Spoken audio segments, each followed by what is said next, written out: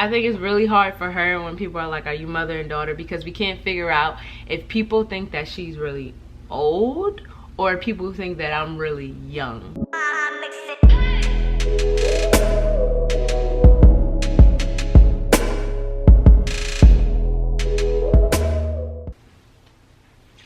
You ready? Yeah, I'm ready.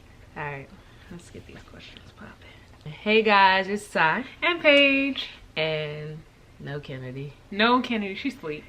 It's nap time for her. And we asked our viewers and our Instagram followers, y'all, of course, our YouTube and Instagram family, what they wanted to know about us, because we have a lot of new subscribers and people have been asking just about us, because we talk about motherhood a lot and we talk about the IVF process, but people don't really know about us. We want to thank y'all for rocking with us this whole time, and yeah, let's go back to basics and find out a little bit more about who and we those are. of you who've been rocking with us the whole time throughout our inconsistencies, like, yo, we thank love y'all 2 times 3 times, because three.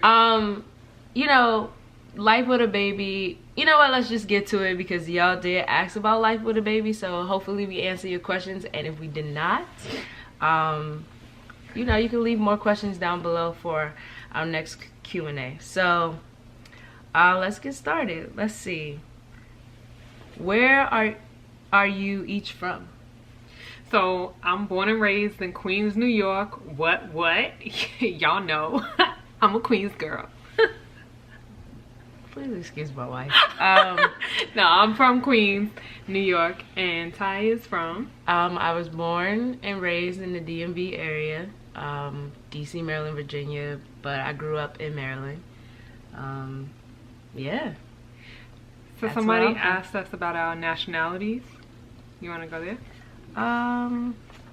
So yes. I am black. I'm from Panama. I'm Panamanian and black. My father's born and raised in Panama. My mother's from the States. And that's why we took a trip to Panama. My parents are currently living 6 months out of the year in Panama. So we went to go visit them for the holiday. And Ty is African American. Ew. Yeah, it's funny because we did do our ancestry, so we do have our background of exactly like where we come from. That was super interesting. We did both 23andMe and Ancestry.com, and the results on, is it Ancestry that have changed? Yeah, both of them changed. Okay, so they say different things. So. They've both changed, and they both say slightly different things, but for the most part, we're from Africa. The regions in Africa that we are most closely associated with have been changing. They're kind of swinging back and forth. We're not sisters. We are not related.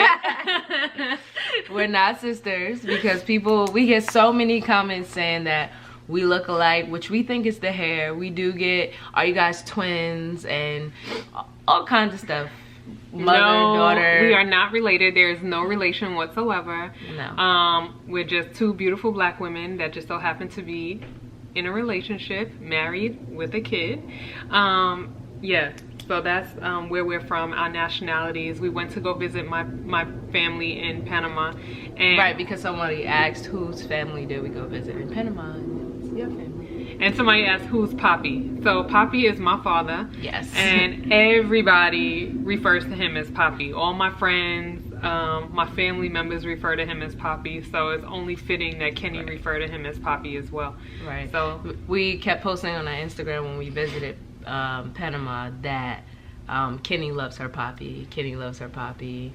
Kenny was dancing with him, and you know, you got the inside scoop on our trip to Panama. So someone wanted to know, well, who's Poppy? And Poppy is her grandfather. She calls her father Poppy, and she calls my father Pop Pop. So yeah. So if you see Poppy and Pop Pop, those are her grandfathers.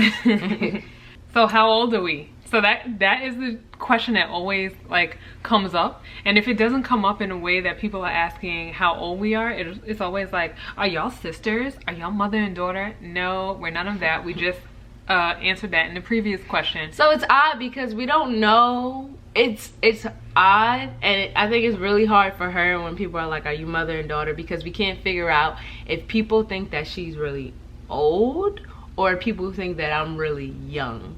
And I think we've come to the conclusion that people just think that I'm very young. I've opened the front door and people are like, all right, is your mother home? And I'm like, I am the mother. Like, so how old are you? I'm 30. And I'm 35. So there's a 5-year difference. And someone asked just recently, what's the age difference? And because Paige acts like she's robbing the cradle. Honestly, guys, in her world, which we'll touch on that a little later, she thinks she's robbing the cradle, but she's not.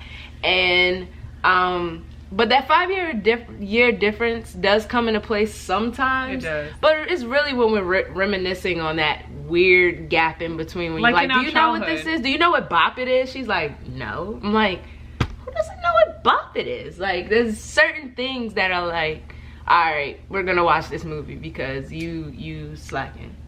Like, yeah, so that's when it really comes up. When we're really reminiscing, talking about things from our childhood, that's when you see like the difference between the 5-year age difference. You can really feel it. But that's it. So yeah. Okay, we got nationalities, Poppy. You guys are such jet setters. Have you thought about moving again? If so, where? Would you live out of the country? We are definitely gonna move again. We definitely, and that's not really because we want to move again. Well, yeah, it's kind of, but it's also just like career goals for Paige. So with my work, there's opportunities for advancement come with moves. So every move that we've taken has had to do with career progression. And so yeah, so we do move a lot. So we'll end up being here for a couple years, and then our idea is to move again. Now, we could ride it out and be here for the rest of the time I'm in the job that I'm in, or we can decide to pick up and move again. So we'll see, but it's usually about 2-3 years, and then we pick up and go. And then about moving out of the country, I wanted to move out of the country like yesterday, but I don't know, we want to build more. We're gonna talk about goals in a second, but we want to build more. So when we do make that move, that we really don't have anything to worry about. We wanted to build more, meaning financially. We want to be more financially secure so that we can have like more freedom, and we don't have the responsibility when we move out of the country to have to maintain a job or have to have income. It would be like we had something that was sustaining us so that we can live the life that we want to live when we leave the country. Yes, that too, but also we're taking the time for the next few years, I guess you could say, to visit what could potentially be our next home. We visit Panama so far. We love Thailand. We still have Colombia, Costa Rica, and Bali.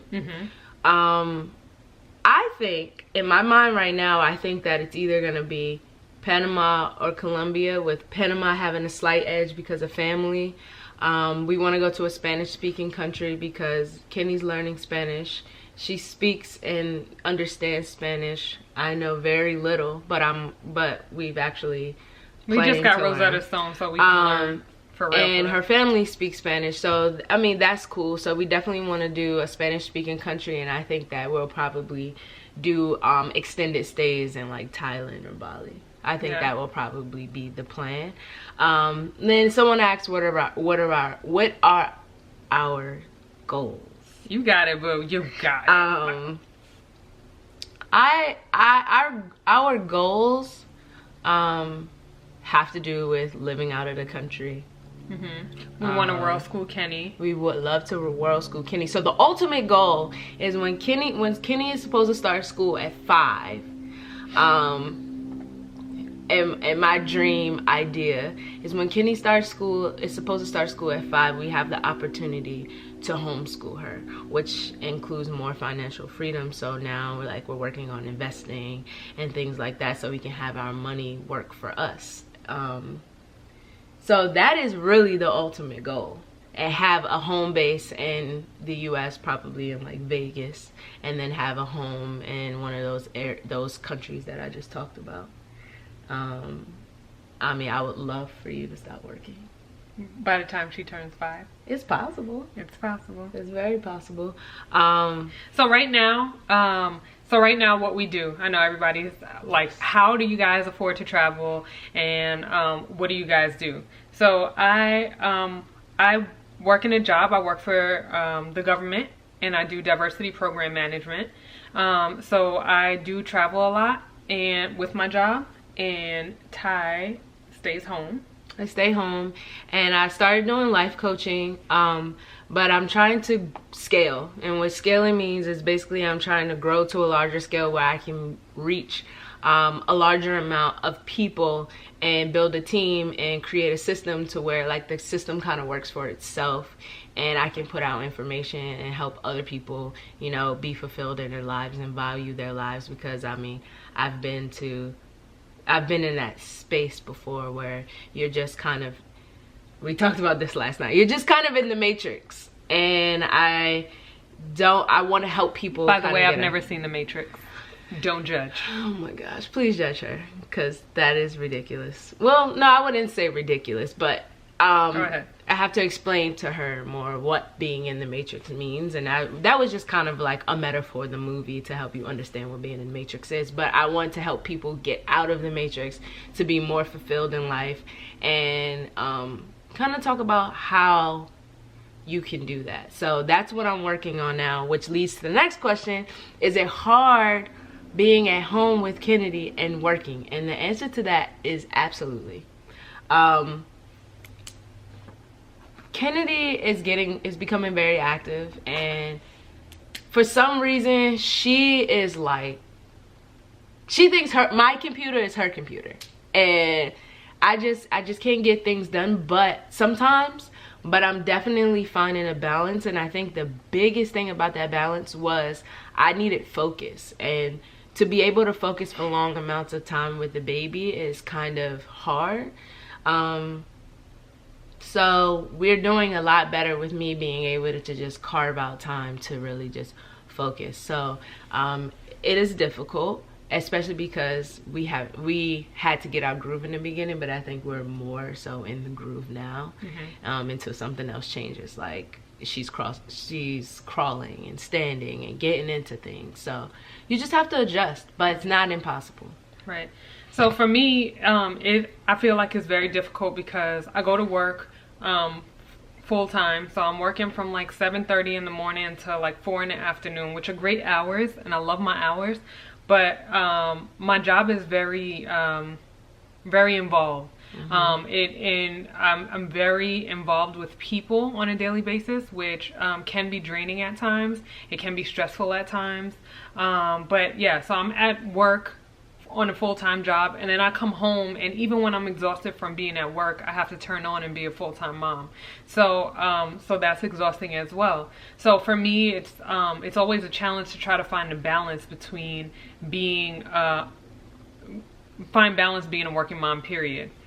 But we try to like maximize the time that we have. When I come home, I try to give Ty a break for a little bit and take Kenny, and we have our alone time, mommy and me time, and then Ty and I, all of us, get together, and then we have family time, and we have dinner together at night, and you know, family playtime. So it's hard sometimes to find a balance, but it's just something that we constantly work at to try to maintain that balance. Do we plan on having any more children? Oh man, we go back and forth on this. We said we was gonna revisit it at 1. Kennedy's almost 1, and we're like, nah. So it's crazy because each day, depending on how the wind blows, the answer might be different, and the answer might be different for me than it is for her. We don't know. We have 6 embryos left that are still on ice, and they're cool. So I think that really we don't know. If we go back and forth, I definitely think that we can do it, but also traveling with 2 is gonna be tough. Yeah. But I mean, you know, I think that just having Kennedy, we're just really grateful to have her. So we really just don't know. We go back and forth. Like tomorrow you ask us, and when I might have been like, Mel, I was really looking at Kennedy today, and I was like, we could do this. I miss having a baby, or whatever. Which leads to, how is Kennedy with Ty? You want me to answer that? Go ahead. Oh my So Kennedy is stuck on Ty like white on rice, okay? And it's always been that way. They have like such a deep and like cool connection, and I love it. And they just have so much fun together. I mean, if you watch our Instagram videos, which is really their Instagram videos, you can really see that connection. And Kenny loves Ty. I mean, she's good with both of us, but Ty is her ace. Ace boom boom. So yes, Kennedy is stuck to me, and at first it was an adjustment because I like my space, and I was like, oh my gosh, she wants me all the time. Like, I can't go to the bathroom, I can't breathe. Like, she wanted me all the time, and sometimes I'm just like, just go with mommy, just chill with mommy, and she will chill, but she's like looking over her where you shoulder, going, where you going, how far are you going, you know, whatever. So it was tough, which is interesting because she's not one of those kids like if you were to come into the room and you were to hold Kennedy and we were to walk out of the room, she would be totally fine. She wouldn't be like looking for us, she wouldn't be screaming for us. And she didn't necessarily cry for me. She was just like looking. Like, but yeah, I come home from work, she's like all excited. She gets super excited. She gives me a hug and then she's turning around looking for Ty. Looking over your shoulder like she's still here. I'm like, she's still here, she ain't gone nowhere. Yeah. So yeah, it's cool. How do you keep the romance spicy and make time for intimacy with all the responsibility of being busy moms? So, first of all, there's different levels of intimacy, and there is an adjustment when you have a baby. We happen to have a good baby, and she, you know, sleeps through the night and do her thing. But I think there was a point in time where we were like, oh shoot, babe, we didn't go on date night, or we didn't. Yeah, we went like 5 months without having date night. You have to really keep tabs on that and keep that in mind. Yeah. So we didn't do that. And then we were like, oh, we're going to take a trip, just a mommy's trip. So you have to just carve out time for yourself to reconnect, and not even intimacy and spiciness in the bedroom, but just like getting out and reconnecting. We went to Miami without Kennedy, and oh my God, we had such a good time. Like, maybe too good of a time. Like, yeah, Miami was fun. Miami was crazy. We got couples massages. We went out to eat together. We laughed a lot. We just talked and was just like, this is just cool. We went to the strip club. Oh my gosh. We went for a friend's 30th birthday, but we went to the strip club, and man, it went down. It did. We had a really good time. So yeah, so how we make time for each other. So going back, so we do have a housekeeper to help us with like the housework, which was a pretty big decision for us, because what we found was that we want to spend more time together and more time as a family. So having a housekeeper definitely affords us that, so we're not spending time, you know, cleaning all the time. And then what else?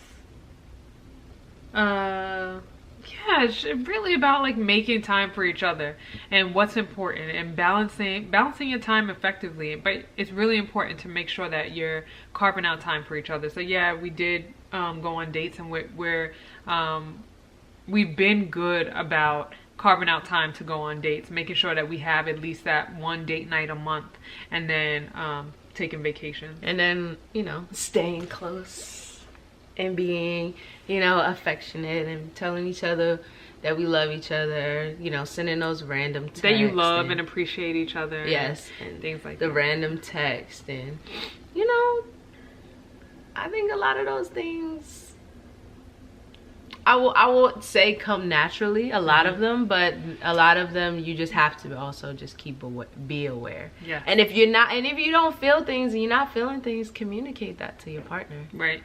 Communication is key, really. Yes. You can't assume that the other person knows what you're thinking or what you're feeling. You have to make sure that you articulate that and communicate that effectively. So. Yes, because, yeah, I mean, you're not going to always agree on everything. Nope.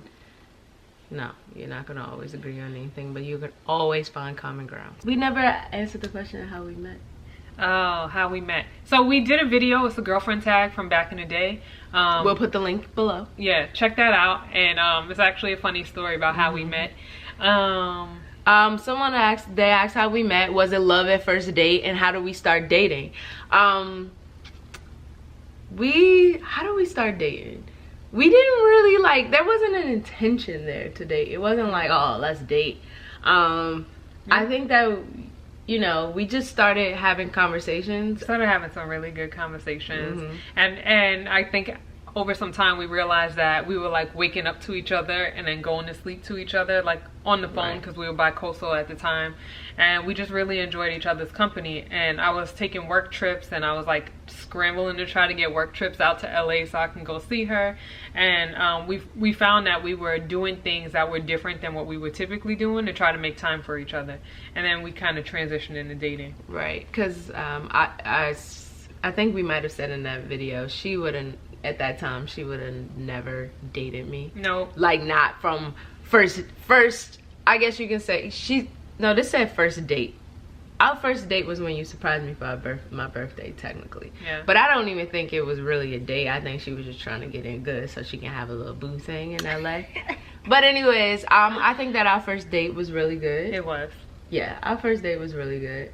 But it wasn't love at first date. We talked about actually when we really felt like we really had feelings for each other. And I think that was actually when we first went out of the country together. Yeah. Which was like, what was that, like 6 months later? 6 months maybe? after we met. Yeah. So that's when we really started like, dang, I think. So I say if you're dating somebody and you really want to get a chance to know them, go on a vacation with them, and you really find out the true essence of who that person is. Yeah. When you go on vacation. Because everybody's out of their element. Right. So, you know. And any of these subjects or questions that we talk about you want to know more about, definitely make sure you let us know, because we can definitely do a whole video, because some of these questions are really good and they really could take up a whole video. So if you want to know more detail about certain things, don't be afraid to let us know in the comment box below. How do you deal with other people's views on your relationship? So on YouTube we get a lot of negative reviews, specifically on our birth video. So we had a water birth, and we thought that was a beautiful thing and wanted to share that, and we've gotten a lot of positive responses to that. But then there were a few more than a few negative responses. And honestly, we understand that we're not going to be everybody's cup of tea. Right. That not everybody's going to be in agreement with our lifestyle, and we're totally fine with that. How do we deal with their views? We don't. It's not really, it has nothing to do with us. Your views and the way you feel, you're entitled to, and we respect that. And we would appreciate if you would respect us in our own right, in our family and our lives. And sometimes, if you catch me at the right time or Ty at the right time, we have time for it, and we decide that we want to go back and forth with people. And our responses are very different. You can tell which one's Ty and which one's Paige. Because I'm extremely dismissive and to the point, and Ty's like, oh, I'm gonna help you understand. I'm gonna spell it out for you. It I'm depends like, nah, on if it's someone who's blatantly, like, who's just being disrespectful and just being ignorant, then I won't. And the reason why I help people understand is because I do understand people's cultures are different. Yeah. And some people are ignorant, but not by choice. They just don't understand. They just can't really grasp how. It's because they're still kind of living in the matrix. We talked about that matrix thing earlier, where they're just like, someone told me that this is supposed to be this way, so that's the way it is, without actually looking into it and seeing what they truly believe.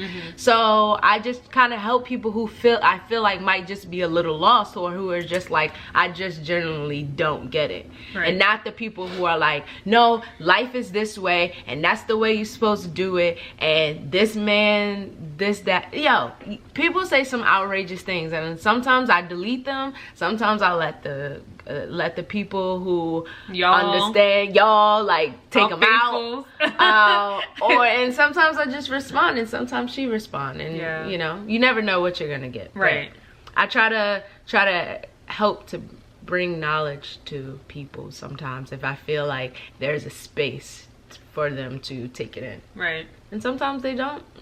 You know, look, listen, we gonna live our life. We living our best life. We're living a very authentic life. So therefore, I mean, your view what is your negative view. things you have to say about it, we don't care. Your view is your view. What drives your love for each other?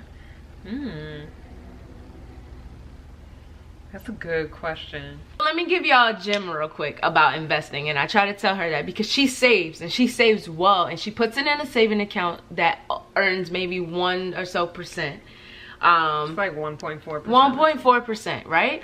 But this is the thing.